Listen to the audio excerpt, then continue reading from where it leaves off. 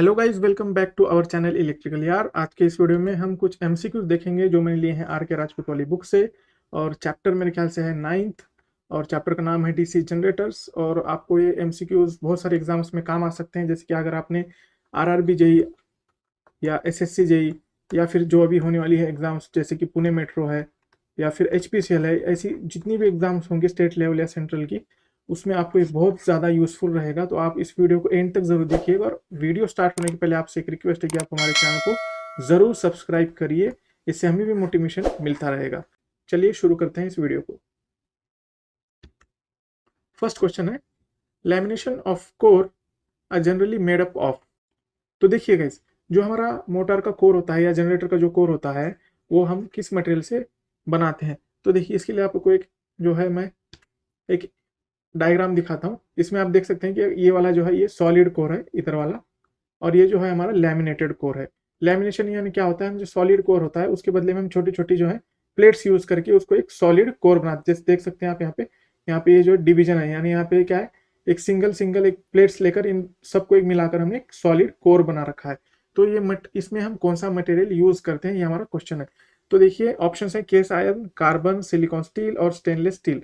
तो इसका सही आंसर जो है वो सिलिकॉन स्टील। सिलिकॉन स्टील हम क्यों यूज करते हैं लैमिनेशन के लिए, इसका जो 3 रीजन है वो बेसिक ये है कि पहले तो एक ये इसका जो इलेक्ट्रिक रेजिस्टेंस है वो हाई होता है, हाई इलेक्ट्रिक रेजिस्टेंस।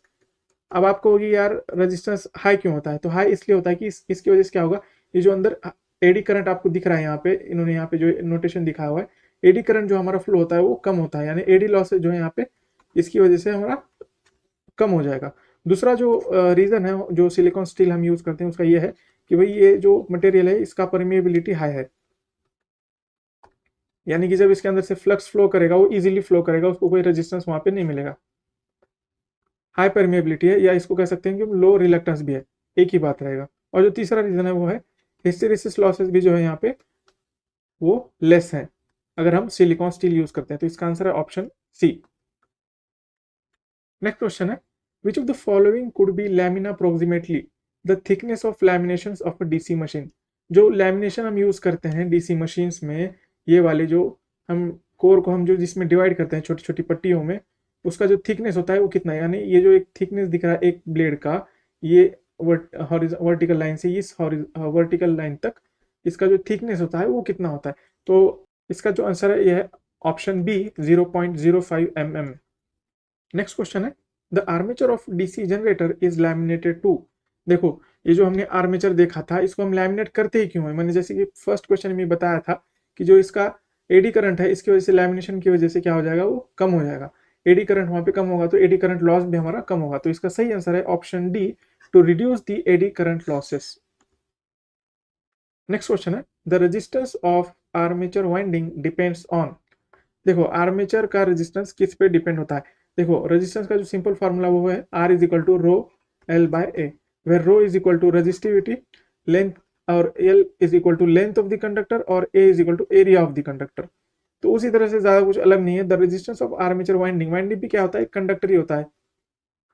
तो ये भी सही, इसी सब जो टर्म्स है इस पर ये डिपेंड होता है। तो देखते हैं ऑप्शंस क्या है। ऑप्शन है length of conductor, cross sectional area of the conductor and number of the conductor, और ऑप्शन डी है ऑल ऑफ द अबव। तो मैंने जैसे बताया, लेंथ ऑफ द कंडक्टर पे भी होता है, एरिया ऑफ द कंडक्टर पे भी होता है, और नंबर ऑफ कंडक्टर कितने कनेक्टेड है इस पे भी ये डिपेंड करता है। तो इसका मतलब है कि सही आंसर है option D, all of the above. Next question है, the field coils of a DC generator are usually made of. देखिए, जो हम फील्ड कॉइल यूज करते हैं डीसी जनरेटर में, हम कौन से मटेरियल का यूज करते हैं। तो फर्स्ट हम देखते हैं ऑप्शंस क्या है हमारे सामने। फर्स्ट ऑप्शन है हमारा mica, copper, cast iron and last option है कार्बन। ये चारों में से हम फील्ड कॉइल कौन सा यूज करते हैं। देखो, फील्ड कॉइल हम क्यों यूज करते हैं, ताकि हम जो फ्लक्स जो है वहां पे प्रोड्यूस कर सके। तो देखिए इस इमेज में जैसे कि आप देख सकते हैं, ये एक रियल इमेज है डीसी जनरेटर या मोटर जो भी कहें। तो इसका जो ये फील्ड वाइंडिंग है यहाँ पे दिखाया हुआ है, ये जो है फील्ड वाइंडिंग है। तो ये फील्ड कॉइल आपको क्या दिखता है, कौन सा मटेरियल, तो ये मटेरियल है हमारा कॉपर। कॉपर हम यूज करते हैं फील्ड कॉइल्स को बनाने के लिए। तो आई होप कि आपको ये समझ में आ गया होगा। नेक्स्ट क्वेश्चन है, the commutator segments are connected to the armature conductors by means of. देखिए, कम्यूटेटर सेगमेंट्स को हमें आर्मेचर कंडक्टर कनेक्ट करना है तो हम कैसे करेंगे। तो देखिए, सबसे पहले देखिए कम्यूटेटर होता क्या है। हमारा जो डीसी जनरेटर है उसकी जो आर्मेचर वाइंडिंग होती है उसमें जब हम रोटेट करते हैं मैग्नेटिक फील्ड में रखकर, तो उसमें जो करंट प्रोड्यूस होता है वो एक्चुअली अल्टरनेटिंग होता है, यानी एसी करंट होता है। लेकिन अब जबकि ये डीसी जनरेटर है, हमें आउटपुट किस में चाहिए, डीसी में। तो एसी टू डीसी कन्वर्ट करने के लिए हम क्या यूज करते हैं, कम्यूटेटर यूज करते हैं। कम्यूटेटर यहाँ यूज होता है। तो हमें क्या करना पड़ेगा, जो अल्टरनेटिंग करंट हमारे आर्मेचर वाइंडिंग में कनेक्ट हो रहा है, प्रोड्यूस हो रहा है, हमें उसको क्या करना पड़ेगा, कम्यूटेटर को देना पड़ेगा, तभी वो उसको आगे डीसी में कन्वर्ट कर सकता है। तो ये हम कनेक्शन कैसे करेंगे, तो देखिए ये इमेज आपके सामने है। तो देखिए ये जो है ये आर्मेचर वाइंडिंग है, यहाँ पे से जो ये जो तार आपको दिख रही है, ये तारें जो है ये हमारी आर्मेचर वाइंडिंग है। हम इसको क्या कर रहे हैं, यहाँ पे ये जो आगे कम्यूटेटर है, ये इतना सब कम्यूटेटर है, इसको जो है इनपुट दे रहे हैं आर्मेचर वाइंडिंग से। तो ये जो देखिए कम्यूटेटर सेगमेंट, हमें यहाँ पे कॉपर सेगमेंट दिखा है, क्योंकि कम्यूटेटर के अंदर क्या होते हैं, बहुत सारे सेगमेंट होते हैं। और इन कम्यूटेटर सेगमेंट्स के अंदर बीच में हमें क्या लगाते हैं, इंसुलेशन लगाते हैं, जो कि होता है mica. In case of DC generator हम माइका यूज करते हैं। तो देखिए यहाँ पे जो कनेक्शन होता है, देखिए कॉइल कम्यूटेटर कनेक्शन इंटरकनेक्शन यहाँ पे हमें दिखाया हुआ है। यानी क्या होगा, यहाँ से जो वो कंडक्टर आ रहा है और जो कम्यूटेटर सेगमेंट है, इसको हम यहाँ पे कनेक्ट कर रहे हैं। तो यहाँ पे हम किस मटेरियल का या फिर किस एलिमेंट का यूज करके हम कनेक्ट करते हैं, वही हमारा क्वेश्चन है। ऑप्शन जो हमारे हैं वो है copper lugs, resistance wires, insulation pad and brazing. तो इसका सही आंसर है ऑप्शन ए, कॉपर लक्स। हम क्या यूज करते हैं, कॉपर लक्स को यूज करते हैं। सो नेक्स्ट क्वेश्चन है, इन अ कम्यूटेटर ऑप्शन है copper is harder than mica, mica and copper are equally hard, mica is harder than copper, और ऑप्शन डी है नन ऑफ द अबव। तो देखिए दोस्तों, कम्यूटेटर में जो है, कम्यूटेटर हमारा मेनली दो पार्ट से बना होता है। एक तो होता है उसमें सेगमेंट्स होते हैं, कॉपर सेगमेंट्स होते हैं, और दूसरा जो होता है, पहला तो होता है कॉपर सेगमेंट, दूसरा जो होता है हमारा होता है इंसुलेशन। इंसुलेशन हम कौन सा यूज करते हैं कम्यूटेटर में, ये भी एक क्वेश्चन है। इसमें होता है हमारा माइका, माइका लगा होता है। ये दो मटेरियल से मिलकर हमारा कम्यूटेटर बनता है। तो देखिए जो कम्यूटेटर में माइका होता है वो एक्चुअली हार्ड होता है कॉपर से। तो ऑप्शन के हिसाब से ऑप्शन करेक्ट जो आंसर है वो है हमारा option C, mica is harder than copper. Next question है, in DC generators the pole shoes are fastened to the pole core by. Option है रिवेट्स, ऑप्शन बी है countersunk screws, option C है brazing, option D है welding. देखिए pole core को जो है हम पोल शू लगाते हैं, अटैच करते हैं, यानी पोल, ये देखिए पोल कोर अगर आपको देखना है तो देखिए ये है पोल कोर, ये वाला जो पार्ट होता है ये होता है पोल कोर। यानी देखिए दो पार्ट को मिलकर हमारा पूरा पोल तैयार होता है, ये होता है हमारा कोर। और जो ये नीचे जो दिख रहा है हमें, जैसे ये उल्टा चांद जैसे दिख रहा है हमें, ये होता है हमारा पोल शू। पोल शू का स्ट्रक्चर ऐसे क्यों होता है, क्योंकि हमें जो फील्ड प्रोड्यूस होती है हमारी वो आर्मेचर पे अच्छे से चली जानी चाहिए, मतलब वो स्प्रेड होनी चाहिए। उसीलिए हम जो है इसको जो है इस शेप में बनाते हैं। नहीं तो हम पोल को यूं भी रख सकते थे सिर्फ, ये देखो ये पोल हो गया, और यहाँ से जो फ्लक्स प्रोड्यूस होता है वो इस तरह से आर्मेचर पे स्ट्रक हो सकता था। लेकिन हम ऐसे नहीं बनाते, हम आगे इसको जो है यहाँ पे ऐसा शेप देते हैं ताकि ये जो फ्लक्स है ये पूरे कम्यूटेटर पे, सॉरी पूरे कोर पे जो है स्प्रेड हो सके। तो देखिए ये जो पोल कोर को पोल शू हम अटैच करते हैं वो काउंटर संक स्क्रूज का इस्तेमाल करते हैं। यहाँ पर हम क्या करते हैं, काउंटर संक स्क्रूज हम यूज करते हैं। तो इसका सही आंसर है option B, countersunk screws. Next question है, according to Fleming's right hand rule for finding the direction of induced EMF when middle finger points in the direction of induced EMF, forefinger will point in the direction of what। देखिए basically right hand rule हमें पूछा है। यहाँ पे options हैं motion of conductor, lines of force, either of the above and none of the above. देखिए इसको मैं आपको इस डायग्राम से समझाता हूँ, इस इमेज से समझाता हूँ। देखिए ये हमारा है right hand rule. Right hand rule को हमें कैसे रखना है कि हमें तीनों जो हमारी ये जो तीनों फिंगर्स हैं हमारी क्या होनी चाहिए, परपेंडिकुलर होनी चाहिए। जो ये थंब है हमारा वो क्या दिखाता है, motion of the conductor, motion of conductor हमें ये दिखाता है। और जो ये हमारा फोर फिंगर है, यानी जो सेकंड फिंगर है, ये हमें दिखाता है मैग्नेटिक फील्ड, या हम कह सकते हैं लाइंस ऑफ फोर्स हमें दिखाता है। तो हमें जो थर्ड फिंगर है या जो मिडिल फिंगर है वो हमें क्या दिखाया, direction of induced EMF, direction of induced EMF दिखाता है। तो देखिए क्वेश्चन हमें जो पूछा है वो है हमें फोर फिंगर क्या दिखाता है हमारा। तो यहाँ पे जैसे देख सकते हैं लाइन्स ऑफ फोर्स या फिर कह सकते हैं मैग्नेटिक फील्ड। तो इसका सही आंसर है option B, lines of force. Next question है, the bearings used to support the rotor shafts are generally. Options हैं ball bearings, bush bearings, magnetic bearings and needle bearings. तो देखिए जो हमारा जो शाफ्ट होता है वो रोटेटिंग होता है। जब डीसी जनरेटर हम यूज करते हैं तो प्राइम मूवर को अटैच करते हैं। जब प्राइम मूवर हमारा रोटेट करता है तो उसके साथ साथ हमारा जनरेटर भी रोटेट करने लगता है। तो यहाँ पे हम क्या यूज करते हैं, बियरिंग यूज करना पड़ेगा हमें, क्योंकि वहाँ पे एक रोटेटिंग पार्ट है। तो इसके लिए हमारा जो सबसे सुटेबल बियरिंग होता है, टाइप ऑफ बियरिंग होता है, वो होता है हमारा बॉल बियरिंग। इसलिए आंसर है option A, ball bearings. Next question है, in DC generators the cause of rapid brush wear में बी।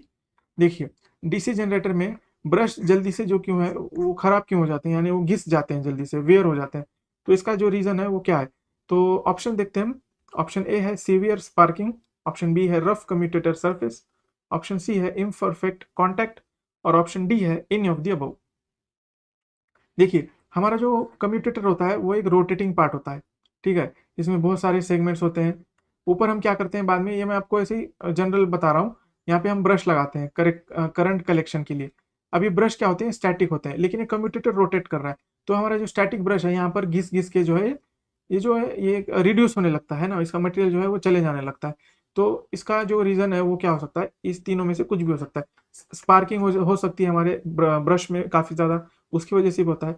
और कम्यूटेटर्स का सरफेस जो है अगर ये ज़्यादा स्मूथ ना हो, यानी यहाँ पे ज़रा जो है रफ हो, तो जल्दी से ख़राब हो जाएगा ब्रश। या फिर इम्परफेक्ट कॉन्टैक्ट हो, यानी कि हमने बहुत ही टाइट अगर ब्रश यहाँ पे लगा दिए होंगे इसको चिपका कर, तो ये बहुत जल्दी ख़राब हो सकता है। तो इसका आंसर है option D, any of the above. Next question है, in lap winding the number of brushes is always.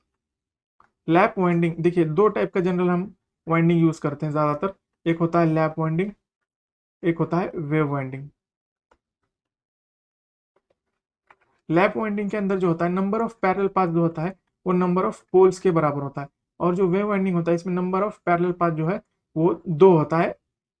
Number of पोल चाहे जो हो, हमारा जो पैरेलल पाथ है वो दो होता है। और लैप वाइंडिंग में हमारा number of parallel path is equal to number of poles होता है। तो देखिए जो नंबर ऑफ ब्रशेस होता है वो हमारा डिपेंड किस पे करता है, नंबर ऑफ पैरेलल पाथ पे। यानी number of brushes is equal to number of parallel path. अब लैप वाइंडिंग का पूछा है तो हमें क्या होगा, number of brushes is equal to क्या हो जाएगा, नंबर ऑफ पोल्स। इसलिए सही आंसर है इसका option B, same as the number of poles. Next question है, for a DC generator when the number of poles and the number of armature conductor is fixed then which winding will give the higher EMF. ये बहुत ही important और basic सा question है, ये आपको पता होना चाहिए। यहाँ पे मैं आपको दो बातें बताऊंगा। देखिए क्या बोल रहा है, नंबर ऑफ पोल्स हमारा कांस्टेंट है और नंबर ऑफ आर्मेचर कंडक्टर भी यहाँ पे कांस्टेंट है। तो देखिए ज्यादा ईएमएफ हमें कौन सी वाइंडिंग, देखिए ऑप्शन है इसके lap winding, wave winding, either of the above, और ऑप्शन डी है हमारा depends on other feature of design. तो देखिए जो कौन सी वाइंडिंग मैक्सिमम हमें ईएमएफ दे सकती है, इसका आंसर है ऑप्शन बी, वेव वाइंडिंग। क्यों, क्योंकि वेव वाइंडिंग में जो है एक जनरल आंसर आपको चाहिए, तो वेव वाइंडिंग में जो है number of parallel path that is a is equal to कितना होता है, दो होता है। और लैप वाइंडिंग जो है वो क्यों यूज करते हैं, कब यूज करते हैं हम, जब हमें हाई करंट से डील करना होता है, जहाँ की हमें हाई करंट प्रोड्यूस करना है, वहां पे हम लैप वाइंडिंग यूज करते हैं। यहाँ पे क्या है, number of parallel path is equal to number of poles होते हैं। पोल्स तो दो से ज्यादा भी होते हैं, तो ये हो सकता है कि नंबर ऑफ पैरेलल पाथ भी यहाँ पे ज्यादा हो। जितना ज्यादा पैरेलल पाथ हो, जितना ज्यादा नंबर ऑफ पोल्स हो, उतना ज्यादा हमारा करंट हम प्रोड्यूस कर सकते हैं। तो इस क्वेश्चन का आंसर है हमारा वेव वाइंडिंग हम यूज करते हैं high number of higher EMF produce करने के लिए। नेक्स्ट क्वेश्चन है, in a 4 pole DC machine, देखिए पोल कितने यहाँ पे, एक दो, ये तीन और ये चार, ये 4 पोल मशीन है। तो ऑप्शन क्या है, all 4 poles are north poles. Option B है alternate poles are north and south. Option C है all the 4 poles are south poles. और ऑप्शन डी है 2 north poles follow the 2 south poles. देखिए कभी भी डीसी मशीन में क्या होता है, इसका वर्किंग प्रिंसिपल तभी काम करेगा जब हम अल्टरनेट पोल जो है अलग अलग दें। यानी अगर ये पोल, ये वाला जो पोल है ये हमारा नॉर्थ हो, तो ये इसके जो आगे वाला है ये साउथ होना चाहिए, और इसके आगे वाला क्या होना चाहिए, नॉर्थ, और इसके आगे क्या होना चाहिए हमारा साउथ पोल। यानी अल्टरनेट पोल हमें नॉर्थ और साउथ चाहिए, तो इसका सही आंसर जो है वो ऑप्शन बी है। ठीक है, नेक्स्ट क्वेश्चन है, copper brushes in DC machines are use. देखिए, हमने देखा कि ब्रशेस तो हम यूज करते हैं करंट के कलेक्शन के लिए, लेकिन हम ब्रशेस किस मटेरियल का यूज करते हैं ब्रशेस के लिए? ब्रशेस के लिए हम दो तीन मटेरियल होते हैं वो यूज करते हैं। जनरल जो है वो है कार्बन, मेटल ग्राफाइट, और जो थर्ड है हमारा कॉपर। नॉर्मल एप्लीकेशन के लिए हम ये दोनों में से कोई भी यूज कर सकते हैं, लेकिन अभी जब हमें हाई करंट से डील करना होता है, अब कॉपर का जो करंट कैपेसिटी है वो है बहुत ज़्यादा होता है, क्योंकि उसका जो इलेक्ट्रिकल रेजिस्टेंस है वो कम होता है। तो हम कॉपर वही यूज़ करते हैं, हमारा करंट जो है ज़्यादा होगा और वोल्टेज हमारा कम होगा। तो ऑप्शन हम देखते हैं, where low voltage and high currents are involve. Definitely यही मैं कह रहा था आपसे, इसका सही आंसर जो है वो है option A, where low voltage and high currents are involve. Next question है, a separately excited generator as compared to a self excited generator। देखिए, हमारा जो टाइप होता है जनरेटर का वो दो टाइप होता है मेनली। एक तो होता है हमारा सेपरेटली एक्साइटेड जनरेटर और दूसरा होता है सेल्फ एक्साइटेड जनरेटर। इस डायग्राम में आपको सर्किट में दिख रहा होगा, इसका जो फील्ड वाइंडिंग है, ये जो फील्ड वाइंडिंग है इसको हम अलग से एक्साइटेशन बैटरी दे रहे हैं, सप्लाई दे रहे हैं, और जो आर्मेचर है उसका सर्किट टोटली डिफरेंट है, दोनों में कुछ इलेक्ट्रिकल कनेक्शन नहीं है। इधर से हम सेपरेटली लोड कनेक्ट करते हैं आर्मेचर पे। तो इसका जो एडवांटेज है अलग डीसी एक्साइटेशन को यूज करने का, ये हमारा क्वेश्चन है, ये क्यों करते हैं? तो ऑप्शन हम देखते हैं, option A is amenable to better voltage control, यानी हम वोल्टेज बेटर कंट्रोल कर सकते हैं। ओके, करेक्ट है। ऑप्शन बी हम देखते हैं, इट इज मोर स्टेबल। तो सही बात है, ये तो ज़्यादा स्टेबल होगा, क्योंकि हमारा फील्ड जो है हम अलग से कंट्रोल कर सकते हैं और आर्मेचर हमारा अलग से कंट्रोल कर सकते हैं। और ऑप्शन सी है, it has exciting current independent of load current. Definitely अगर हमें फील्ड वाइंडिंग यानी हमारा जो फ्लक्स है वो इंक्रीज करना है, तो हम क्या करेंगे, सिर्फ एक्साइटेशन लेवल बढ़ा देंगे, फील्ड इंक्रीज हो जाएगा, हमें लोड पे डिपेंड रहने की जरूरत नहीं है। करेक्ट है, तो इसका मतलब है कि आंसर है option D, all above features. Next question है, in case DC machines mechanical losses are primary function of. DC machine के अंदर मैकेनिकल लॉसेस किस वजह से होते हैं? इसके लिए हमें पहले देखना पड़ेगा कि लॉसेस किस किस टाइप के होते हैं डीसी मशीन्स के अंदर। चाहे मोटर हो या जनरेटर, हमें हमारे पास जो लॉसेस होते हैं वो इन टाइप्स के होते हैं। टोटल लॉसेस हमारे 4 टाइप के होते हैं बेसिक। वैसे आप कह सकते हैं कि 3 टाइप के भी हो सकते हैं। फर्स्ट हमारा है कॉपर लॉसेस। कॉपर लॉसेस जो होता है हमारा, ये होता है current dependent losses. Load current कहिए या जो भी कहिए, ये होता है हमारा करंट डिपेंडेंट, यानी करंट अगर वेरी करेगा, लोड करंट या आर्मेचर करंट, तो हमारा कॉपर लॉसेस भी जो है वो वेरी करेगा। इसके 3 टाइप होते हैं, एक तो होता है आर्मेचर कॉपर लॉसेस, सेकेंड है शंट कॉपर लॉसेस, और तीसरा है series copper losses. Basically winding में जो भी लॉस होता है हमारा, वाइंडिंग में जो भी हमारा आई स्क्वायर आर लॉसेस होता है वो हमारा होता है कॉपर लॉसेस। सेकेंड जो लॉस है वो है आयरन कोर लॉसेस या फिर आयरन लॉसेस, ये होता है हमारा वोल्टेज डिपेंडेंट। और इसका जो 2 टाइप है वो है, एक तो है हिस्टेरिसिस और दूसरा है एडी करंट लॉसेस, ये होता है हमारा वोल्टेज डिपेंडेंट। तीसरा जो लॉस है हमारा होता है मैकेनिकल लॉसेस। अब ये मैकेनिकल लॉसेस क्या होता है, देखिए डीसी मशीन जो है वो एक रोटेटिंग मशीन है, यानी इसमें रोटेटिंग पार्ट होता है, एक स्टेटर होता है और एक रोटर होता है जो रोटेट करते रहता है। तो जहां भी रोटर आता है वहां पे जो भी होता है फ्रिक्शन भी आएगा हमारा और विंडेज भी आएगा। विंडेज यानी क्या, वहां पे एयर होने की वजह से जो रोटेशन है उसमें हमारा एयर क्या करेगा, रेजिस्टेंस की तरह एक्ट करेगा, यानी वो एयर क्या करेगा, हमारी मशीन को रोटेट होने में कुछ ना कुछ रेजिस्टेंस देगा। तो ये दोनों जो लॉसेस हैं वो हमारे आते हैं मैकेनिकल लॉसेस के अंदर। तो mechanical losses are primary function of friction, windage, या फिर कह सकते हैं मेनली स्पीड। स्पीड होने की वजह से हमारा मैकेनिकल लॉसेस वो ज़्यादा होता है। स्पीड अगर बढ़ गई तो मैकेनिकल लॉसेस भी बढ़ जाएगा, अगर कम हो गई तो मैकेनिकल लॉसेस भी हमारा कम होगा। और हम चौथा जो लॉस है हमारा वो एक छोटा सा लॉस होता है, एक होता है ब्रश कॉन्टैक्ट लॉसेस। देखिए ब्रश भी जो है हमारा कार्बन या फिर कॉपर का यूज होता है, तो इसमें भी जो है वोल्टेज ड्रॉप होता है। वोल्टेज ड्रॉप भी होता है तो यानी वहाँ पे कॉपर लॉसेज, कॉन्टैक्ट लॉस भी होता है, कुछ 2 वोल्ट का होता है, किसी केस में 1 वोल्ट का होता है। तो ये सब हमारे 4 मेन टाइप हैं, इसके अलावा कोई लॉसेस नहीं होता है हमारे मशीन के अंदर। तो अभी हमारा क्वेश्चन की तरफ हम लौटते हैं। क्वेश्चन था हमारा, डीसी मशीन के अंदर मैकेनिकल लॉसेस किस वजह से होते हैं, उसका प्राइमरी फंक्शन क्या होता है? जैसे मैंने आपको बताया उसका प्राइमरी फंक्शन होता है स्पीड। तो ऑप्शन में देखते हैं कहाँ पे है, option C is the answer. I hope कि आपको ये एक्सप्लेनेशन अच्छे से समझ में आ गया होगा। अगर आपको ये वीडियो अच्छा लग रहा है, आपको अगर ये कुछ हेल्पफुल रह रहा है, तो आप इस वीडियो को जरूर सब्सक्राइब करिए। और आगे बढ़ते हैं हम नेक्स्ट क्वेश्चन की तरफ। Iron losses in a DC machine are independent of variations in. देखिए, मैंने जैसे बताया आपको, आयरन लॉसेस जो होते हैं, मैंने आपको पिछले क्वेश्चन बताया, ये होते हैं वोल्टेज डिपेंडेंट। और यहाँ पे यहाँ पे जो है करंट डिपेंडेंट नहीं होते। करंट डिपेंडेंट होंगे तो क्या होगा, करंट डिपेंडेंट यानी क्या है, आर्मेचर करंट जो होता है वही हमारा पार्टली जो हम कह सकते हैं वो लोड करंट होता है, यानी ये करंट पे डिपेंड होता ही नहीं है, लोड पे डिपेंड होता नहीं है, वोल्टेज डिपेंडेंट होता है। इसलिए जो इसका आंसर है इनडिपेंडेंट क्यों होता है, किस पे होता है, लोड पे। इसका आंसर है option B, load. Next question है, in DC generators current to the external circuit from armature is given through. देखिए, डीसी जनरेटर में हम जो आउटपुट करंट प्रोड्यूस करते हैं वो हम कैसे सर्किट के बाहर लेते हैं, यानी हम करंट कैसे बाहर लेते हैं। तो इसका जो इसको समझने के लिए हम एग्जांपल ये देखते हैं, ये डायग्राम देखते हैं।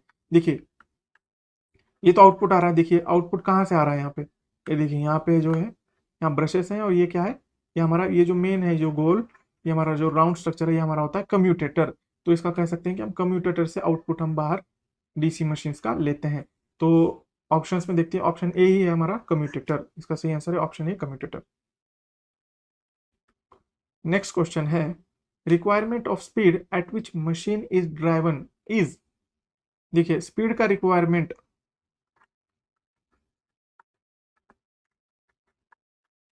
स्पीड का रिक्वायरमेंट ऑप्शन है more critical in the case of alternator, यानी बहुत इंपॉर्टेंट होता है, क्रिटिकल होता है अल्टरनेटर के मामले में। ऑप्शन बी है more critical in the case of DC generator. Option C है equally critical in case of alternator as well as DC generator. देखिए, दोनों जो डिवाइसेस हैं या फिर जो दोनों भी मशीन्स है, अल्टरनेटर और हमारा डीसी जनरेटर, दोनों से हम क्या करते हैं, इलेक्ट्रिसिटी प्रोड्यूस करते हैं। ठीक है, आप यहाँ पे ध्यान से सुनिए। अल्टरनेटर में हम क्या करते हैं, एसी करंट आउटपुट लेते हैं, और डीसी जनरेटर में हम डीसी करंट आउटपुट लेते हैं। यानी इसका जो वेवफॉर्म होगा हमारा कांस्टेंट रहेगा डीसी में, और एसी में क्या होता है, आउटपुट करंट जो हमारा वेरी करता है टाइम के साथ, यानी वो जो है पूरे 360 डिग्री में कम ज़्यादा होते रहता है। देखिए, अगर यहाँ पे स्पीड हम वेरी करेंगे अल्टरनेटर का, यानी स्पीड समझो कि हमने प्राइम मूवर को गलती से इनपुट कम दे दिया और अल्टरनेटर हमारा कम स्पीड में घूमने लगा, उससे क्या होगा, देखिए जो हमारा स्पीड है वो फ्रीक्वेंसी को अफेक्ट करेगा। स्पीड कम हो गया तो हमारा सप्लाई का फ्रीक्वेंसी भी कम हो जाएगा। इसका ये मतलब ये है कि अल्टरनेटर में अगर स्पीड कम हो गया तो उसका जो फ्रीक्वेंसी है, उसकी जो आउटपुट फ्रीक्वेंसी है वो भी चेंज हो जाती है। यानी यहाँ पे हमें बहुत ध्यान रखना पड़ेगा कि हमारी स्पीड जो है वो सिंक्रोनस स्पीड जो होती है अल्टरनेटर के मामले में वो कांस्टेंट होनी चाहिए। और on the other hand DC generator में हमारा आउटपुट कांस्टेंट होता है, फ्रीक्वेंसी तो हमारा जीरो होता है, यहाँ पे हमें ध्यान देने की जरूरत ही नहीं है। तो थोड़ा बहुत अगर यहाँ पे जो सिंक्रोनस स्पीड है, यानी जो स्पीड है वो वेरी हो भी गया, तो यहाँ पे ज़्यादा हमें इफेक्ट उतना नहीं होगा जितना हमारा अल्टरनेटिंग करंट पे होता है। तो जो इसका आंसर है वो होता है, it is more critical in the case of alternator, यानी option A is the answer. Next question है, brushes of DC machines are made up of. I think ये क्वेश्चन जो है हमारा रिपीट हुआ या पता नहीं। तो इसका जो आंसर है, हमारा जो ब्रशेस होता है वो कौन से मटेरियल का बना होता है। तो इसका जो आंसर है वो है ऑप्शन ए, कार्बन। मैंने जैसे बताया आपको, दो तीन मटेरियल होते हैं जिससे हम ब्रश बनाते हैं, कार्बन है, मेटल ग्राफाइट है, और थर्ड जो है हमारा वो है कॉपर। कॉपर हम तब यूज करते हैं जब हमारा हाई करंट एप्लीकेशन होता है, हमें हाई करंट जब हमें आउटपुट की तरह लेना होता है तब हम कॉपर यूज करते हैं। हाँ, और ये हमें मुझे यहाँ पे आपको दिखाना था ये ब्रशेस कैसे होते हैं। ये जो होता है ब्रश का वो पार्ट होता है जो हम कम्यूटेटर पे जो है चिपका देते हैं, यानी जो वहाँ पे हम स्लाइडिंग के लिए रखते हैं, और यहाँ से हम आउटपुट करंट बाहर लेते हैं इस टर्मिनल से। नेक्स्ट क्वेश्चन है, in a DC generator on no load, no load पे डीसी जनरेटर। तो देखते हैं ऑप्शन क्या है, magnetic neutral axis moves from geometrical neutral axis in the opposite direction of rotation. Option B है magnetic neutral axis coincides with geometrical neutral axis। Option C है magnetic neutral axis moves from geometrical neutral axis in the direction of rotation. और option D है none of the above. देखिए, इस question को समझने के लिए ना आपको एक कंसेप्ट समझना पड़ेगा, वो है हमारा आर्मेचर रिएक्शन। देखिए, डीसी जनरेटर में हम क्या करते हैं, एक फील्ड वाइंडिंग होता है, एक आर्मेचर वाइंडिंग होता है। देखिए ये जो होता है पोल, इसमें हम फील्ड वाइंडिंग लगाते हैं, और ये अंदर जो राउंड है इसमें जो स्लॉट दिख रहे हैं आपको यहाँ पे, ये होता है हमारा आर्मेचर वाइंडिंग। देखिए ये केस में तो हमारा नो लोड मशीन है। क्यों? क्योंकि यहाँ पे हमें क्या दिखा रहा है, सिर्फ फील्ड वाइंडिंग जो है, यहाँ पे जो फील्ड फ्लक्स दिखा रहा है जो हॉरिजॉन्टल लाइन है। लेकिन अब इसमें देखिए यहाँ पे दो तरह के फ्लक्स होते हैं, एक तो होता है आर्मेचर फ्लक्स और दूसरा होता है फील्ड फ्लक्स। तो देखिए जो आर्मेचर रिएक्शन होता है वो क्या होता है, it is the effect produced by the armature flux upon the main field flux. देखिए जो आर्मेचर फ्लक्स हमारा मेन फील्ड फ्लक्स को डिस्टर्ब करता है ना, उसको कहते हैं हम आर्मेचर रिएक्शन। एक्चुअली ये डिस्टर्ब नहीं करना चाहिए, लेकिन सिस्टम में हमारे क्या हो जाता है, बाद में आर्मेचर कंडक्टर में भी जो है यहाँ पे वोल्टेज इंड्यूस होने के बाद इसकी सेपरेट एक मैग्नेटिक फील्ड प्रोड्यूस हो जाती है जो डिस्टर्ब करती है इस फील्ड को। इसलिए ये जो देख रहे हैं आप हॉरिजॉन्टल लाइन थी वो यहाँ पे कर्व्ड बन जा रही है, यानी ये जो डिस्टर्ब हो रही है। एक्चुअली तो होना चाहिए था कि हॉरिजॉन्टल फ्लक्स होना चाहिए था पूरा मेन फील्ड फ्लक्स के लिए, लेकिन ऐसा नहीं होता। तब क्या होता है, देखिए जब नो लोड पे मशीन होता है ना, यानी जब आर्मेचर करंट हमारा जीरो होता है, आर्मेचर फ्लक्स जो होता है वो भी जब जीरो होता है, यानी मशीन होता है हमारा नो लोड पे, तब क्या होता है हमारा जो दोनों एक्सिस है, एक तो मैग्नेटिक न्यूट्रल एक्सिस और एक है geometrical neutral axis. Geometrical neutral axis क्या होता है, बस हमें मशीन को दो सिमेट्रिकल पार्ट में जब हम डिवाइड करते हैं वो हमारा बन जाता है GNA। और जो मैग्नेटिक न्यूट्रल एक्सिस होता है, यहाँ पे हमारा मैग्नेटिक फील्ड आके जीरो हो जाता है। देखिए एक तरफ से तो यहाँ पे नॉर्थ पोल है, एक तरफ से यहाँ पे दिखा है साउथ पोल है, दोनों के बीच में जब आएंगे हम, यहाँ पे कोई भी फील्ड प्रोड्यूस नहीं होता है, यानी यहाँ पे जो दोनों का इफेक्ट है वो जीरो होता है इस लाइन में। इसीलिए हम इसको कहते हैं मैग्नेटिक न्यूट्रल एक्सिस।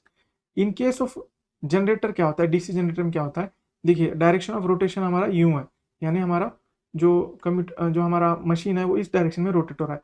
तो जब हम आर्मेचर रिएक्शन का कंसेप्ट देखते हैं तो हमारा एमएनए जो है, जब मशीन जो हमारी लोडेड होती है तब हमारा एमएनए जो है इन the direction of rotation move हो जाता है, यानी हमारा एमएनए इस एक्सिस पे यहाँ पे इस पोजीशन में आ जाता है। जबकि मैग्नेटिक न्यूट्रल एक्सिस हमारा जीएनए और एमएनए दोनों एक लाइन में होता है जब हम नो लोड पे होते हैं। ठीक है, नो लोड मशीन का एमएनए और जीएनए बेसिकली हमारा एक ही लाइन में कोइंसाइड करता है। तो इसका आंसर हुआ option B, magnetic neutral axis coincides with geometrical neutral axis. Next question है, if B is the flux density, L the length of the conductor and V the velocity of the conductor, then induced EMF is given by। देखिए दो पोल मैं यहाँ पे दिखाता हूँ, एक north है एक साउथ है, दोनों के बीच में हमारा जो है मैग्नेटिक फील्ड क्रिएट हो जाता है इसकी वजह से। अगर हम यहाँ पे एक कंडक्टर रखते हैं रोटेट करने के लिए, जब ये हमारा 90 डिग्री पे कट करेगा तो हमारा मैक्सिमम ईएमएफ इंड्यूस हो जाएगा। क्यों हो जाएगा, इसका फॉर्मूला होता है हमारा BLV sine theta, E is equal to BLV sine theta.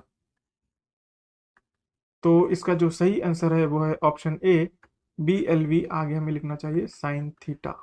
ठीक है, नेक्स्ट क्वेश्चन है, the insulating material used between the commutator segments is normally. मैंने आपको पहले ही क्वेश्चन में बताया था। देखिए यहाँ पे जो है, यहाँ पे कम्यूटेटर सेगमेंट्स हैं, कम्यूटेटर कॉपर सेगमेंट्स, और इसमें जो इंसुलेशन होता है बीच में वो होता है हमारा माइका। ये होता है इसके बीच में हमारा माइका, तो इसका सही आंसर है option C, mica. Next question है, in a DC generator if P be the number of poles and N be the RPM of rotor, then the frequency of magnetic reversals will be। देखिए magnetic reversal का हमें यहाँ formula पूछा है, उसका formula होता है NP डिवाइडेड बाय 120, ये उसका फॉर्मूला होता है। आंसर है option C, NP divided by 120। Next question है, for generating large currents on DC generators which winding is generally preferred. देखिए जब हमें लार्ज करंट एप्लीकेशन से डील करना होता है तब हम करते हैं यूज लैप वाइंडिंग, और जब हमें हाई वोल्टेज से डील करना होता है यानी लार्ज वोल्टेजेस से, तब हम यूज करते हैं वेव वाइंडिंग। तो ऑप्शन हुआ, इसका आंसर हुआ option B, lap winding. Next question है, ये बहुत ही बेसिक क्वेश्चन था इसलिए मैंने आपको डिस्कस नहीं किया, मैंने इसको पहले भी क्वेश्चन में एक बताया था आपको। ठीक है, इसलिए मैं ज़्यादा इसको डीप में डिस्कस नहीं कर रहा हूँ। नेक्स्ट क्वेश्चन है the purpose of providing dummy coils is generator is. देखिए सबसे पहले देखते हैं डमी कॉइल्स होते क्या हैं। डमी कॉइल्स हम कहाँ यूज करते हैं, ये ज्यादातर हम यूज करते हैं वेव वाइंडिंग में। वेव वाइंडिंग का स्ट्रक्चर ऐसे होता है कि देखिए ये देखिए ये जो डायग्राम में दिखा रहे हैं आपको, ये स्लॉट है, आर्मेचर दिखाया हुआ है, स्लॉट है, और इसके अंदर जो डार्क जो राउंड है ये हमारा कॉपर है यानी वाइंडिंग है। वेव वाइंडिंग में क्या होता है कई बार कि हमारा जो स्लॉट होता है वो या तो कम हो जाता है या तो ज़्यादा रहता है। तो हमारा कंडक्टर जो है यहाँ तक यूज़ हुआ, ये जो दो स्लॉट है हमारे, ये वाला और ये वाला, ये हम यूज़ नहीं किए हैं। तो क्या होगा, रोटर में यहाँ तो कंडक्टर है इन स्लॉट्स में, लेकिन इन स्लॉट्स में जो है कंडक्टर नहीं है, ये पूरा स्लॉट जो है खाली है। इसकी वजह से क्या होगा, यहाँ पर जो है रोटर का वेट जो है वो अलग अलग हो जाएगा, यानी रोटर जो है हमारा सही से रोटेट नहीं कर पाएगा क्योंकि यहाँ पे वेट ज़्यादा है और ये दो स्लॉट में वेट ही नहीं है। तो हम क्या करते हैं, डमी कॉइल वहाँ पे लगा देते हैं, यानी डमी कंडक्टर या डमी कॉपर का एक वायर लगा देते हैं। डमी यानी वो किसी भी काम में जो है यानी वोल्टेज जनरेशन में जो है वहाँ पे हेल्प नहीं करेगा, ये डमी है, बस हमने इसलिए लगाया क्योंकि हमारा रोटर हमें बैलेंस्ड रखना था। तो देखते हैं हमें डमी कॉइल का फंक्शन, तो आपको समझ में आ गया कि हम रोटर को बैलेंस रखने में इस ये जो है हमारी मदद करता है। तो ऑप्शन देखते हैं, to enhance the flux density, to amplify voltage, to provide mechanical balance for the rotor, और to reduce the eddy currents. तो मैंने जैसे कि बताया डमी कॉइल हम यूज करते हैं ताकि हम रोटर को बैलेंस रख सकें, मैकेनिकल बैलेंस उसका इक्वल रख सकें। तो इसका आंसर है ऑप्शन सी। नेक्स्ट क्वेश्चन है, in a DC generator the armature reaction results in. DC machine में आर्मेचर रिएक्शन का रिजल्ट क्या होता है। ऑप्शंस हैं, demagnetising of the centre of the poles, magnetising of interpoles, demagnetisation of the leading pole tip and magnetisation of the trailing pole tip, और option D है magnetisation of the leading tip and demagnetisation of the trailing pole tip. देखिए armature reaction हमारा DC generator में क्या करता है, आपको ये याद रखना है। लीडिंग पोल टिप जो होता है हमारा, उसको डीमैग्नेटाइज करता है, और जो हमारा ट्रेलिंग पोल टिप होता है उसको जो मैग्नेटाइज करता है। तो इसका मतलब है कि आंसर है option C, demagnetisation of the leading pole tip and magnetisation of the trailing pole tip.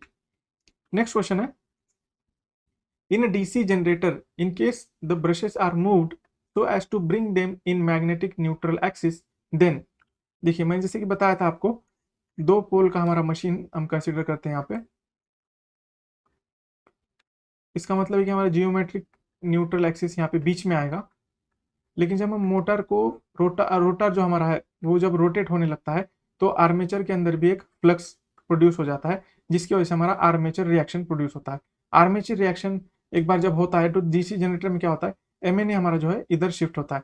अगर रोटेशन हमारा इस साइड है, ओमेगा से हम रोटेशन दिखाते हैं, रोटेशन अगर इधर है तो हमारा एमएनए भी इस साइड में जो है शिफ्ट हो जाएगा। तो अब हम क्या करते हैं, ब्रश जो होता है हमेशा याद रखिए वहीं रखते हैं जहाँ पे एमएनए होता है। तो हम ब्रश को क्या करेंगे, पहले तो ब्रश हमारा जीएनए होगा, यहाँ पे होगा जीएनए और एमएनए पहले यहाँ था, लेकिन जब हमने मोटर को स्टार्ट कर दिया रोटर या जनरेटर को तो हमारा हमारे एमएनए जो है यहाँ पे शिफ्ट हो गया।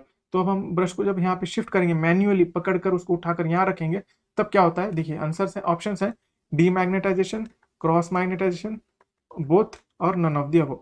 तो याद रखिए यहाँ पे जो इसका आंसर है वो है option C, cross magnetisation as well as demagnetisation. जब हम ब्रश को शिफ्ट करने की कोशिश करते हैं तो दोनों मैग्नेटाइजेशन, डीमैग्नेटाइजेशन और क्रॉस मैग्नेटाइजेशन दोनों यहाँ पे प्रोड्यूस होता है। वही बात मैंने आपको यहाँ पे समझाई थी। नेक्स्ट क्वेश्चन है, the polarity of a DC generator can be reversed bye. देखिए डीसी जनरेटर का पोलैरिटी क्या होता है, एक तो आउटपुट में प्लस होता है, एक निगेटिव होता है। तो हमें अगर इस कंडक्टर से माइनस लेना है यानी निगेटिव टर्मिनल इसको बनाना है और इसको पॉजिटिव बनाना है आउटपुट को, तो हमें क्या करना पड़ेगा।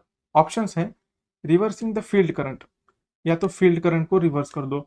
ऑप्शन बी है increasing the field current. Option C है reversing field current as well as the direction of rotation, और ऑप्शन डी है एनी ऑफ दी अबव। तो याद रखिए जब भी हमें डीसी जनरेटर का पोलैरिटी रिवर्स करना हो यानी प्लस को माइनस और माइनस को प्लस बनाना हो तो हमें क्या करना पड़ेगा, reversing the field current. Field current को हमारे रिवर्स करना पड़ेगा, उसको इंक्रीज करके फायदा नहीं है, और अगर हमने दोनों चेंज कर दिया फील्ड करंट भी और डायरेक्शन ऑफ रोटेशन तो वो भी हमें काम नहीं करेगा। हमारे सामने सिर्फ एक ही ऑप्शन है कि हम फील्ड करंट को रिवर्स करें। नेक्स्ट क्वेश्चन है, in DC generators the brushes on commutator remain in contact with conductor which, देखिए ऑप्शन है lie under the south pole, lie under north pole, lie under interpolar region, and option D है farthest from the poles. तो देखिए जो हमारा brush है उसका position मैं आपको दिखाता हूँ।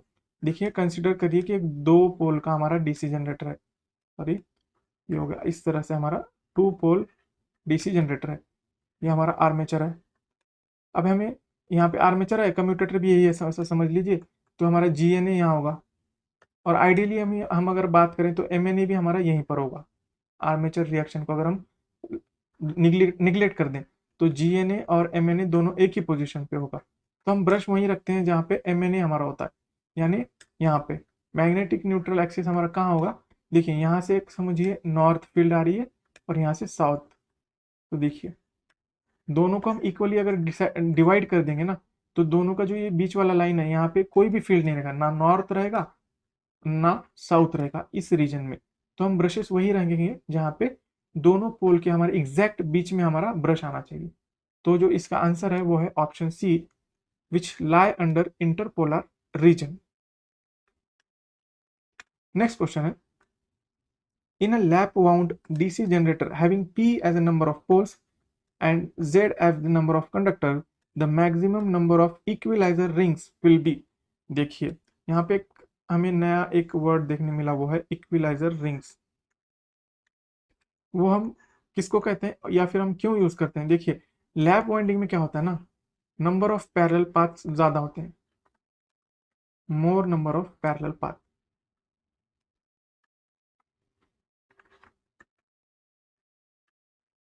और इसी वजह से ब्रशेस भी हम ज्यादा यूज करते हैं, क्योंकि मोर नंबर ऑफ पैरेलल पाथ होता है और हाई करंट हमारा यहाँ से आउटपुट हमें मिलता है। तो देखिए अब जब नंबर ऑफ पैरेलल पाथ बहुत ज्यादा है, यानी आउटपुट हमें लेना है यहाँ से, नंबर ऑफ पैरेलल पाथ इतने हैं 5, और हम लास्ट में आउटपुट ले रहे हैं यहाँ से 1।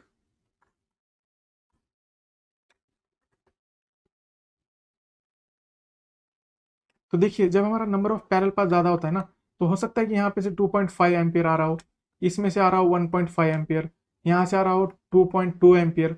तो अलग अलग करंट यहाँ पे से प्रोड्यूस होते हैं, क्योंकि आइडियल कंडीशन तो होती नहीं है। तो हम इक्विलाइजर रिंग इसीलिए यूज करते हैं ताकि हमारा जो हमारा करंट है ईच पैरेलल पाथ में से वो इक्वल हो जाए, यानी एवरेज हो जाए किसी का 2 2 2, सब तरफ से 2 एम्पियर आने लग जाए, तो हमारा वहाँ पे इक्विलाइजर रिंग यूज होता है। तो इक्विलाइजर रिंग तो क्यों होता है यूज, ये आपको पता चल गया। तो लैप वाउंड डीसी जनरेटर में अगर P है नंबर ऑफ पोल, Z है नंबर ऑफ कंडक्टर, तो maximum number of equaliser ring अगर कैलकुलेट करना है तो उसका जो आंसर है वो है 2Z divide by P। Answer है ऑप्शन सी। देखिए नेक्स्ट क्वेश्चन है, if brushes of a DC generator are moved in order to bring this brushes in magnetic neutral axis there will be. ये क्वेश्चन मेरे ख्याल से रिपीट हो गया, हमने देखा था। इसका आंसर है option B, option C cross magnetisation as well as demagnetising. Next question है हमारा, armature reaction of an unsaturated DC machine is. देखिए जब हमारा मशीन अनसैचुरेटेड होता है तब हमारा आर्मेचर रिएक्शन कौन से टाइप का होता है। आर्मेचर रिएक्शन बेसिकली 3 टाइप का होता है, एक होता है क्रॉस मैग्नेटाइजेशन, और दूसरा है डीमैग्नेटाइजिंग, तीसरा है मैग्नेटाइजिंग। हमारा जो डीसी जनरेटर है उसमें 2 टाइप का मैग्नेटाइजिंग हमें आर्मेचर रिएक्शन देखने मिलता है, एक तो है क्रॉस मैग्नेटाइजिंग और डीमैग्नेटाइजिंग। लेकिन जब हमारा मशीन अनसैचुरेटेड होता है तब हमें सिर्फ क्रॉस मैग्नेटाइजिंग वहाँ पे आर्मेचर रिएक्शन देखने मिलता है। इसका मतलब है कि आंसर है option A, cross magnetising. Next question है, DC generators are connected to the bus bars और disconnected from them only under the floating conditions. देखिए किसी बस बार में अगर हमें नई मशीन यानी नया डीसी जनरेटर लगाना है, यहाँ पे सॉरी 3 फेज तो नहीं दिखा सकते, एक होता है प्लस और ये माइनस, इसको इग्नोर करिए, थर्ड कंडक्टर होता ही नहीं है, प्लस माइनस। यहाँ पे हमारा डीसी जनरेटर है, तो हम इसको लगाने की क्या क्या कंडीशंस है, ऑप्शन देखते हैं हम पहले। To avoid sudden loading of the prime mover, to avoid mechanical jerk to the shaft, to avoid burning of switch contacts, option D है ऑल ऑफ द अबव। देखिए डीसी जनरेटर को हम directly connect नहीं कर सकते, हम तभी connect कर सकते हैं जब डीसी जनरेटर पे जो है लोड कनेक्ट नहीं हुआ हो, नो लोड कंडीशन पे हम इसको कनेक्ट करते हैं, फ्लोटिंग कंडीशन होता है। क्यों? क्योंकि हम अगर हम लोडिंग कंडीशन में डीसी जनरेटर को डायरेक्ट बस बार से कनेक्ट कर देंगे तो वहाँ पे sudden loading of the prime mover हो जाएगा, मैकेनिकल जर्क भी प्रोड्यूस हो जाएगा, यानी शाफ्ट हमारा बेंड होने का वहाँ पे हमारा चांसेस होता है। और to avoid burning of switch contact भी जो हमारे जल सकते हैं, तो इसलिए हम क्या करते हैं, नो लोड कंडीशन पे यानी फ्लोटिंग कंडीशन पे डीसी जनरेटर को बस बार से कनेक्ट करते हैं। आंसर है option D, all of the above. Next question है, eddy currents are induced in the pole shoes of a DC machine due to. देखिए पोल शू के अंदर भी हमारा जो पोल शू होता है इसके अंदर भी एडी करंट प्रोड्यूस होते हैं, यहाँ पर एडी करंट प्रोड्यूस होता है। ये किस वजह से होता है? ऑप्शन है oscillating magnetic field, option B है pulsating magnetic field, option C है relative rotation between field and armature, option D है ऑल ऑफ द अबव। देखिए करंट तभी फ्लो हो सकता है जब वहां पे हमारा ईएमएफ प्रोड्यूस हो। ईएमएफ कब प्रोड्यूस होगा? देखिए आर्मेचर तो हमारा रोटेट करता है, रोटर होता है, और जो पोल होता है हमारा स्टेशनरी होता है, तो दोनों के बीच में एक रिलेटिव मोशन है। तो ईएमएफ प्रोड्यूस होने की यही कंडीशन होती है कि दोनों के बीच में क्या होना चाहिए, एक रिलेटिव मोशन होना चाहिए। इसी वजह से जो हमारा पोल शू के अंदर भी जो है एडी करंट प्रोड्यूस होता है। तो इसका सही आंसर है option C, relative motion, rotation between field and armature. Next question है, in a DC machine short circuited field coil will result in. देखिए बहुत ही इंपॉर्टेंट क्वेश्चन है, फील्ड कॉइल अगर शॉर्ट हो गई हो तो हमारा डीसी मशीन क्या हो जाएगा? डीसी मशीन को देखिए ऑप्शन है इसके, बर्निंग इंसुलेशन, इंसुलेशन हमारा बर्न हो सकता है वाइंडिंग का। ऑप्शन बी है unbalanced magnetic pull producing vibration, vibration produce हो सकते हैं, मैग्नेटिक सिस्टम बिगड़ सकता है। ऑप्शन सी है reduction of generated voltage for which excitation has to be increased to maintain the voltage. Obviously जब फील्ड वाइंडिंग हमारा कट हो जाएगा तो जनरेटेड वोल्टेज भी हमारा कम हो जाएगा। तो इसका मतलब है कि तीनों ऑप्शन करेक्ट हैं। आंसर है option D, all of the above. Insulation भी जल सकता है, वाइब्रेशन प्रोड्यूस होंगे बहुत ज़्यादा, और ऑप्शन सी जो है वो भी करेक्ट है, यानी कि जो हमारा ईएमएफ है आउटपुट वोल्टेज वो भी हमारा रिड्यूस हो जाएगा अगर हमारा फील्ड कॉइल शॉर्ट सर्किट होता है तो। नेक्स्ट क्वेश्चन है, equaliser rings are required in case armature is. Option है wave wound, lap wound, delta wound और डुप्लेक्स वाउंड। जैसे कि मैंने प्रीवियस क्वेश्चन में आपको बताया था, लैप वाउंड में हम इक्विलाइजर रिंग यूज करते हैं क्योंकि वहाँ पे मोर नंबर ऑफ पैरेलल पाथ से हम डील करते हैं। मोर नंबर ऑफ पैरेलल पाथ यानी ए से हम डोनेट करते हैं ना, मोर नंबर ऑफ पैरेलल पाथ होने की वजह से वहाँ पे हर पैरेलल पाथ पे हमें कंट्रोल रखना पड़ता है, जिसके लिए हम यूज करते हैं इक्विलाइजर रिंग। इक्विलाइजर रिंग क्या करती है, सभी पैरेलल पाथ को इक्वल करंट पे मेंटेन करता है। तो इसका मतलब है कि आंसर है option B, lap wound. Lap wound अगर हमारा आर्मेचर है तो हमें वहां पे इक्विलाइजर रिंग यूज करना पड़ेगा। नेक्स्ट क्वेश्चन है, welding generator will have.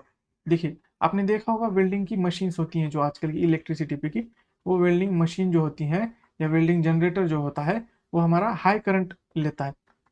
High current के लिए हम कौन सा जनरेटर या फिर कौन सी वाइंडिंग यूज करते हैं? हम करते हैं लैप वाइंडिंग।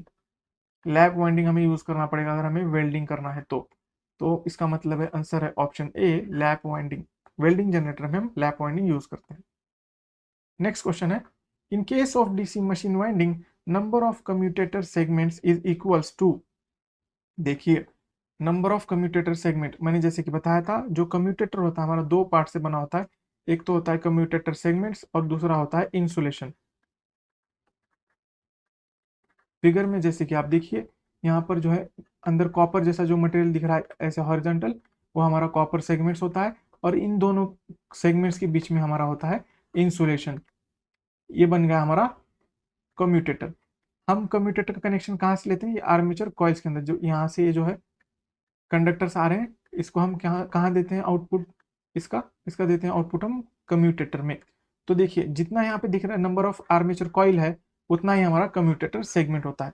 इसका मतलब है ऑप्शन है, इसका आंसर जो है वो है number of commutator segment is equal to number of armature coils. Figure में आप देख सकते हैं जितना कॉइल जा रहा है उतना ही हमारा आगे सेगमेंट बन रहा है। इसका आंसर है ऑप्शन ए। नेक्स्ट क्वेश्चन है, the function of pole shoes in the case of DC machine is. Pole shoe हम क्यों यूज करते हैं? इसको कहते हैं, देखिए जो मैं जो अभी जो यहाँ पे ये ड्रॉ कर रहा हूँ या फिर जो कलर कर रहा हूँ ये हमारा है, इसको कहते हैं पोल शू। जो फील्ड प्रोड्यूस होता है वो हमारा कम्यूटेटर पे या आर्मेचर पे हमारा हमें उसको स्प्रेड करना होता है। तो स्प्रेड करने के लिए हम क्या करते हैं, इसका जो शेप है कुछ इस तरह से रखते हैं। इसकी वजह से क्या होगा, ये जो मैग्नेटिक फ्लक्स है वो हमारा सब तरफ फैल जाएगा, यानी स्प्रेड हो जाएगा, इसलिए हम इसको इस शेप में यूज करते हैं। तो इसका जो फंक्शन है वो यही है कि to spread out the flux. तो इसका आंसर है option B, to spread out the flux to achieve uniform flux density. Next question है, which of the following statement about DC generator is false. DC generator के बारे में कौन सा option जो है वो फॉल्स है। ऑप्शंस है, compensating winding in a DC machine helps in commutation, correct है ये तो, ट्रू है।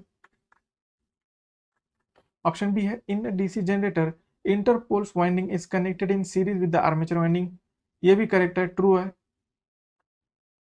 ऑप्शन सी है, back pitch and front pitch are both odd and approximately equal to the pole pitch, ये भी जो है हमारा करेक्ट है। ऑप्शन डी है, equalising bus bars are used with parallel running of DC shunt generators, तो यहाँ पे जो है ये फॉल्स है, इसका मतलब answer option D. Next question है, the demagnetising component of armature reaction in a DC generator. देखिए डीसी जनरेटर में हमारा आर्मेचर रिएक्शन जो होता है वो दो टाइप का होता है, एक होता है डीमैग्नेटाइजिंग और दूसरा होता है क्रॉस मैग्नेटाइजिंग। तो demagnetising component of armature reaction in a DC generator, देखिए जो डीमैग्नेटाइजिंग कंपोनेंट होता है आर्मेचर रिएक्शन का, वो हमारा जो ईएमएफ है यानी आउटपुट वोल्टेज है, टर्मिनल वोल्टेज है, उसको डिक्रीज करता है, उसको क्या करता है, डिक्रीज करता है। लेकिन क्रॉस मैग्नेटाइजिंग क्या करता है, हमारा जो है फ्लक्स को सिर्फ जो है थोड़ा सा डिस्टर्ब कर देता है, it disturb the distribution of flux. लेकिन डीमैग्नेटाइजिंग कंपोनेंट डिस्टर्ब भी करता है और हमारा आउटपुट वोल्टेज को कम भी करता है। इसका मतलब है कि आंसर है option A, it reduces generator. Next question है, the number of brushes in a commutator depends on. Number of brushes किस पे डिपेंड होता है। देखिए नंबर ऑफ ब्रशेस हमारा डिपेंड होता है mainly amount of current to be collected, हमें कितना करंट कलेक्ट करना है। समझिए कि हमारा आउटपुट करंट यानी आर्मेचर या फिर लोड करंट जो हमारा 20 एम्पियर है जनरेटर से जो बाहर आ रहा है, अगर हमारे जो ब्रश हमारे पास अवेलेबल है वो है 5 एम्पियर कैपेसिटी के, तो हम क्या करेंगे, 5 एम्पियर के कितने ब्रश लगाएंगे, वहाँ पे 4 ब्रश लगाएंगे। इसका मतलब है कि जितना हमारा करंट है उस हिसाब से हम ब्रश को डिजाइन करते हैं। तो इसका जो सही आंसर है वो है option D, amount of current to be collected. Next question है, compensating windings are used in DC generator. देखिए डीसी जनरेटर में जो दो प्रॉब्लम होते हैं, एक होता है आर्मेचर रिएक्शन, याद रखिए एक होता है आर्मेचर रिएक्शन और दूसरा होता है कम्यूटेशन, ठीक है। उसके लिए हम क्या यूज करते हैं, जो आर्मेचर रिएक्शन होता है उसके लिए हम एक तो यूज करते हैं कंपनसेटिंग वाइंडिंग्स। कंपनसेटिंग वाइंडिंग क्या करता है, it it neutralise the cross magnetising effect, यानी जो हमारा आर्मेचर रिएक्शन होता है उसको रिड्यूस करता है। तो हम ऑप्शन देखते हैं अभी, ऑप्शन ए हमारा mainly to reduce the eddy current, नहीं एडी करंट के लिए तो यूज नहीं करते हम कंपनसेटिंग वाइंडिंग को। ऑप्शन बी है to provide path for the circulation of cooling air, definitely not. Option C है to neutralise the cross magnetising effect of the armature reaction, definitely यही यही आंसर है। इसका आंसर है option C, it neutralises the cross magnetising effect of the armature reaction. हाँ यहाँ पे देखिए कंपनसेटिंग वाइंडिंग हम यूज करते हैं पोल शू के अंदर, और इंटरपोलर भी हम इंटरपोल्स भी यूज करते हैं, क्यों करते हैं यूज, हम कम्यूटेशन को बेटर करने के लिए, कम्यूटेशन को बेटर करने के लिए, कम्यूटेशन में जो लॉसेस होता है वो हमें कम करने के लिए हम इंटरपोल यूज करते हैं, और आर्मेचर रिएक्शन के लिए हम कंपनसेटिंग वाइंडिंग भी यूज करते हैं, जैसे कि अभी हमने देखा। नेक्स्ट क्वेश्चन है, in a DC generator the ripples in the direct EMF generator are reduced by. जो आउटपुट में हमारे रिपल्स होते हैं यानी आउटपुट हमारा जब सही से नहीं आता है, वो रिड्यूस करने के लिए हम क्या यूज करते हैं। तो देखिए ऑप्शन है इसके, using conductor of annealed copper, using commutator with large number of segments, using carbon brushes of super quality, using equaliser ring. तो नीचे से चलते हैं, इक्विलाइजर रिंग हम क्यों यूज करते हैं, ताकि लैप वाइंडिंग में जो करंट डिस्ट्रीब्यूशन है वो सही हो सके। कार्बन ब्रशेस तो हम क्यों यूज करते हैं, ताकि करंट कलेक्शन आसानी से हो, इसलिए यूज नहीं करते कि आउटपुट करंट का क्वालिटी सही हो जाए, नहीं। ऑप्शन बी देखते हैं, using commutator with large number of segments, हाँ ये आंसर है। जो हमारा कम्यूटेटर होता है उसमें जितना ज्यादा हम सेगमेंट यूज करेंगे और जितना ज़्यादा बड़ा हम कॉपर सेगमेंट यूज़ करेंगे उतना ज़्यादा हमारा रेक्टिफिकेशन यानी AC टू DC कन्वर्जन है वो आसानी से हो सकता है। और इसके अंदर रिपल, रिपल यानी क्या होता है, देखिए हमारा आउटपुट आइडियल तो यूँ होना चाहिए, लेकिन रिपल होता है इसका मतलब क्या होता है, थोड़े अप डाउन होते हैं, हो सकता है ऐसे भी हो सकता है जनरेटर में। लेकिन अगर हमें प्योर आउटपुट चाहिए तो हमें क्या करना पड़ेगा, लार्ज नंबर ऑफ सेगमेंट रखना पड़ेगा कम्यूटेटर के अंदर। इसका मतलब आंसर है ऑप्शन बी। नेक्स्ट क्वेश्चन है, the voltage drop for which of the following types of brush can be expected to be least. देखिए हर ब्रश में क्या होता है, हमने लॉसेस के क्वेश्चन में देखा था, ब्रश के कॉन्टैक्ट वोल्टेज ड्रॉप होता है, यानी हर ब्रश में कुछ ना कुछ वोल्टेज ड्रॉप होता है। तो क्या बोल रहे हैं, सबसे कम कौन से ब्रश में लॉसेस होते हैं, तो जो इसका आंसर है वो है metal graphite brushes. Metal graphite brushes में हमारा लॉसेस कम होता है, यानी वोल्टेज ड्रॉप भी यहाँ पे कम होता है as compare to graphite and carbon brushes. Next question है, in a DC generator the actual flux distribution depends on. देखिए जो फ्लक्स डिस्ट्रीब्यूशन होता है हमारा वो डीसी जनरेटर में किस चीज पर डिपेंड रहता है, ये फिगर देखिए और एक एक करके ऑप्शन देखते हैं और उसको हम रिलेट करते हैं इस फिगर के साथ। Size of air gap, air gap क्या होता है, देखिए यहाँ पे मैं अभी हाईलाइट करके दिखाऊंगा आपको। ये जो यहाँ पे एक जो गैप बचा हुआ है ना पोल शू के नीचे और स्लॉट्स के ऊपर आर्मेचर, ये होता है हमारा गैप। ठीक है, ऑप्शन बी देखते हैं, शेप ऑफ द पोल शू। पोल शू का हमारा शेप कैसा होता है, देखिए ये होता है पोल शू, इसका शेप होता है कुछ इस तरह से। और एयर गैप क्या होता है हमारा, यहाँ पे अगर ये नीचे आर्मेचर है तो ये वाला पार्ट हमारा हो गया एयर गैप, जो ऑप्शन ए था।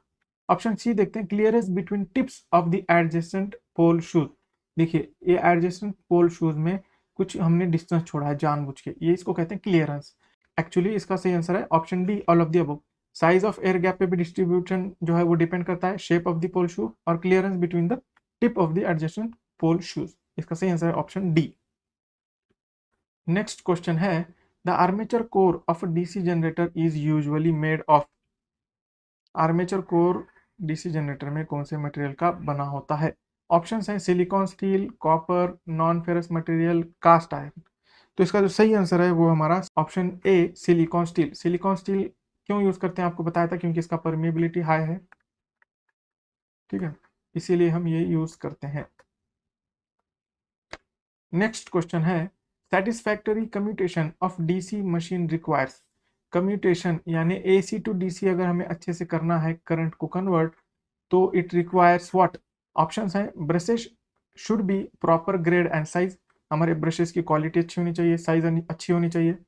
ऑप्शन बी है, brushes should smoothly run in the holders, यानी ब्रशेस जो हमारे स्मूथली कम्यूटेटर के साथ अटैच होने चाहिए। ऑप्शन सी है, smooth concentric commutator properly undercut, हमारा कम्यूटेटर भी हो जो है उसका जो सरफेस है वो स्मूथ होना चाहिए। यानी ये तीनों चीजें हमें रिक्वायर्ड है, तो इसका सही आंसर है option D, all of the above. Next question है, in a DC machine fractional pitch winding is used. DC machine में हम फ्रैक्शनल पिच वाइंडिंग यूज करते हैं, क्यों करते हैं। ऑप्शंस हैं, to increase the generated voltage, option B है to reduce sparking, option C है to save the copper because of shorter end connection. देखिए इसका सही आंसर है option D, due to B and C, यानी स्पार्किंग अगर हमें रिड्यूस करना है और अगर हमें कॉपर को सेव करना है तो हम क्या यूज करते हैं, फ्रैक्शनल पिच वाइंडिंग। वाइंडिंग का दो टाइप है, एक तो फुल पिच और दूसरा है फ्रैक्शनल पिच। फुल पिच में हमारा कॉपर जो high high amount of copper लगता है, फ्रैक्शनल पिच में हमारा जो है कॉपर जो है थोड़ा सा सेव हो जाता है, ये दोनों में डिफरेंस है।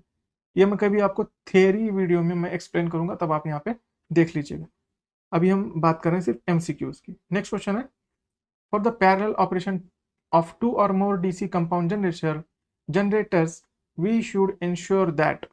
देखिए अगर दो डीसी कंपाउंड जनरेटर हमें पैरेलली कनेक्ट करने हैं, यानी एक ही बस बार को हमें दो जनरेटर अगर हमें कनेक्ट करने हैं कंपाउंड जनरेटर, तो हमें क्या करना चाहिए, वोल्टेज ऑप्शंस है, voltage of the incoming generator should be the same as that of the bus bar. Option B है, polarity of incoming generator should be the same as that of the bus bar. All the series field should be run in parallel by means of equalizer connection. Option D है, series field of all generator should be either or on positive side or negative side of the armature। और option D है, all the conditions। देखिए मैं यहाँ पे 10 बार बता गया, ये गलती से हो गया, सॉरी। देखिए हमें क्या करना है, दो जनरेटर्स को पैरेलली कनेक्ट करना है। तो क्या करना पड़ेगा, इसका प्लस यहाँ पे आउटपुट, इसका प्लस यहाँ पे आउटपुट है, और यहाँ पे प्लस माइनस है। तो हमें देखना पड़ेगा पोलैरिटी भी सही होनी चाहिए। दोनों का जो जनरेटर वोल्टेज यानी इसका 220 वोल्ट अगर आउटपुट वोल्टेज है, इसका भी 220 वोल्ट होना चाहिए। दोनों का पोलैरिटी सेम होना चाहिए, और ये जो सारी कंडीशन है ये सेटिस्फाइड होनी चाहिए। इसका मतलब है कि आंसर है option E, all the conditions mentioned above should be satisfied. Next question है, DC series generator is used. देखिए डीसी सीरीज जनरेटर हम कहाँ यूज करते हैं, इसलिए आपको इसकी प्रॉपर्टीज पता होनी चाहिए। प्रॉपर्टीज ऑफ और characteristics of DC series generator, ये ऑप्शन देखते हैं। To supply traction load, to supply industrial load at constant voltage, to as a booster to maintain constant voltage at the load end of the feeder. देखिए generally जो है DC series generator हम कहाँ use करते हैं, जहाँ पे high load होता है हमारा, क्योंकि हमारा जो इसका कैरेक्टरिस्टिक है वो राइजिंग कैरेक्टरिस्टिक है हमारा वोल्टेज का। यानी जैसे जैसे फील्ड वाइंडिंग या फील्ड करंट हमारा इंक्रीज होगा, उसी तरह हमारा आउटपुट जो है वो भी इंक्रीज होता है। इसलिए हम कहाँ यूज करते हैं, to supply traction load. Traction यानी कि हमारा ट्रेन लोकोमोटिव जो होता है उसमें बहुत ज्यादा लोड होता है ना, इसलिए हम यहाँ पे डीसी सीरीज जनरेटर यूज करते हैं। इसका आंसर है option A, to supply traction load. Next question है, following DC generator will be in a position to build up without any residual magnetism in the poles।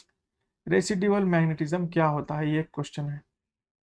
देखिए अगर हमें output voltage produce करना है तो हमें वहां पे फील्ड वाइंडिंग होनी चाहिए, और वो एक्साइटेड होनी चाहिए, फील्ड वाइंडिंग एक्साइटेड होनी चाहिए।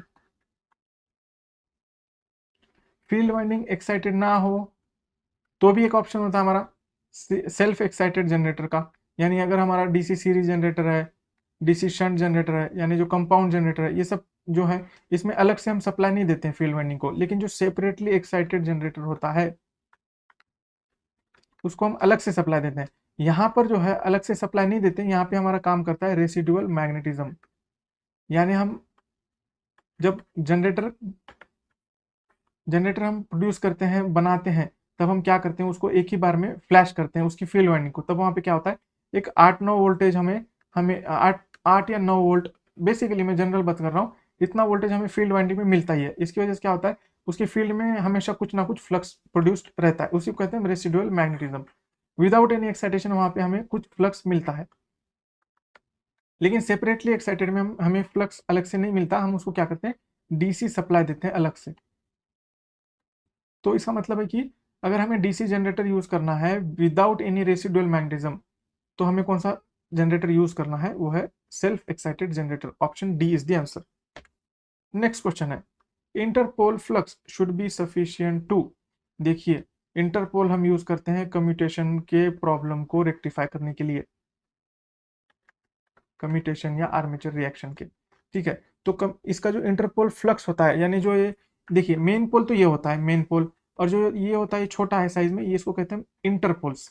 इसको हम एडिशनली जो है बनाते हैं, क्यों, क्योंकि हमारा जो मैग्नेटिक कम्यूटेशन और जो भी हमारा आर्मेचर रिएक्शन का प्रॉब्लम है उसको रेक्टिफाई करने के लिए। ऑप्शन देखते हैं पहले, interpole flux should be sufficient to, option है neutralize the commutating self induced EMF, to neutralise the armature reaction flux, to neutralize both the armature reaction flux as well as commutating EMF, और option D है to perform none of the above functions। तो जैसे कि मैंने बताया, interpole जो है commutation और आर्मेचर रिएक्शन दोनों प्रॉब्लम्स को रेक्टिफाई करने के लिए हम यूज करते हैं। इसका सही आंसर है option C for both of the options. Next question है, DC generator generally preferred for charging automobile batteries is. देखिए अगर हमें बैटरीज को चार्ज करना है ना, तो हमें कांस्टेंट वोल्टेज से चार्ज करना पड़ेगा। यानी कि अगर 220 वोल्ट हमें हमारी बैटरी है, तो उतना ही वोल्टेज हमें उसी अकॉर्डिंग से हमें उतना ही कांस्टेंट वोल्टेज देना पड़ेगा, यानी उसको वेरी नहीं होना चाहिए। तो इस केस में हम क्या करते हैं, डीसी शंट जनरेटर यूज करते हैं, क्योंकि जिसको जो इसका आउटपुट वोल्टेज होता है वो ज़्यादा वेरी नहीं करता, वो थोड़ा स्लाइटली बस थोड़ा वेरी करता है आउटपुट करंट या लोड के हिसाब से। तो इसीलिए हम क्या यूज करेंगे, शंट जनरेटर यूज करेंगे for charging automobile batteries. Next question है, in a DC generator the number of mechanical degrees and electrical degrees will be the same when। देखिए इसमें मैं अलग से वीडियो बनाने वाला हूँ छोटा सा। देखिए मैकेनिकल डिग्रीज और इलेक्ट्रिकल डिग्रीज इक्वल होंगी कब, जब हमारा नंबर ऑफ पोल जो है डीसी जनरेटर या मशीन का, और number of pole is equal to 2 होगा। नेक्स्ट क्वेश्चन है, permeance is the reciprocal of, basic सा क्वेश्चन है ये मैग्नेटिक सर्किट्स का। देखिए जिस तरह से हमारा रेजिस्टेंस होता है ना इलेक्ट्रिकल में, रेजिस्टेंस का उल्टा क्या होता है यानी अपोजिट क्या होता है हमारा, इनवर्सली प्रोपोर्शनल टू कंडक्टेंस। उसी तरह से मैग्नेटिक सर्किट में हमारा जो परमियंस है वो इनवर्स होता है किसका, रिलक्टेंस का। इसका सही आंसर है option B, reluctance. Next question है the EMF generated in a DC generator is directly proportional to, इसका एक फॉर्मूला है EMF is equal to generated in DC generator pi ZNP divided by 68, where phi is flux per pole, Z is number of conductor, N is speed in RPM and P is number of poles। तो इसका सही answer है option D, all of the above. यहाँ पे ये phi है, ये N है और ये P है। नेक्स्ट क्वेश्चन है in a DC generator in order to reduce sparking at brushes the self induced EMF in the coil is neutralized by all of the following except. देखिए brushes में अगर हमें sparking reduce करनी है ना तो हम क्या यूज कर सकते हैं। देखिए पहला ऑप्शन है इंटरपोल, करेक्ट, ये तो कर ही सकते हैं हमें।